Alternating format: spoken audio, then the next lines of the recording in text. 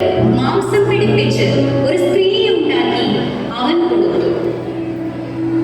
സ്ത്രീകൾ സമൂഹത്തിലും കുടുംബത്തിലും വഹിക്കുന്ന പങ്ക് വളരെ വലുതാണ്. വേദപുസ്തകത്തിൽ നമുക്ക് ധാരാളം സ്ത്രീകളെ പരിചയപ്പെടുവാൻ കഴിയും.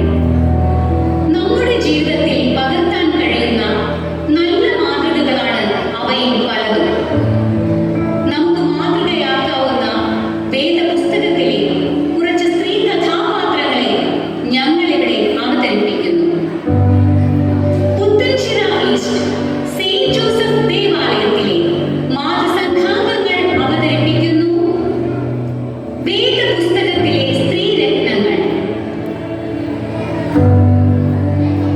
സാറ, വിശ്വാസികളുടെ പിതാവായ അബ്രഹാമിന്റെ ഭാര്യയാണ് സാറ.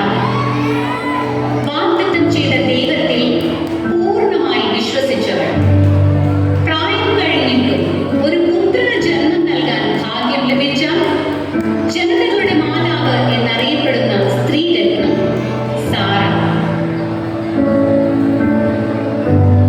മിരിയാം, ഇസ്രായേൽ മക്കളെ ഈജിപ്തിൽ നിന്നും കാനാനിലേക്ക് നയിച്ചു കൊണ്ടുപോകുവാൻ സഹോദരന്മാരായ മോശയോടും അഹരോനോടുമൊപ്പം നിന്ന ധീര വനിത. ഇസ്രായേൽ മക്കൾ ചെങ്കടലിന്റെ നടുവിൽ ഉടങ്ങിയ നിലത്തുകൂടി അക്കരെ കടന്നപ്പോൾ മിരിയാം തപ്പെടുത്തു. സ്ത്രീകളെല്ലാവരും തപ്പുകളോടും നൃത്തങ്ങളോടും കൂടെ അവളുടെ അടുത്ത് ചെന്നു.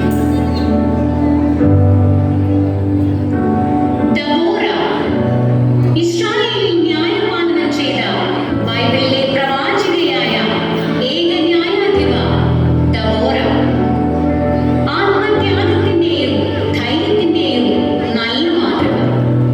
കാനാൻകാർക്കെതിരായുള്ള യുദ്ധത്തിൽ തന്റെ കൂടെ വരണമെന്ന് ബാരാക്ക് അഭ്യർത്ഥിച്ചപ്പോൾ പിന്മാറാതെ ഇസ്രായേലിന്റെ രക്ഷയ്ക്കായി ധൈര്യപൂർവ്വം ബാരാക്കിനോടും സൈന്യത്തോടുമൊപ്പം അവൾ പുറപ്പെട്ടു.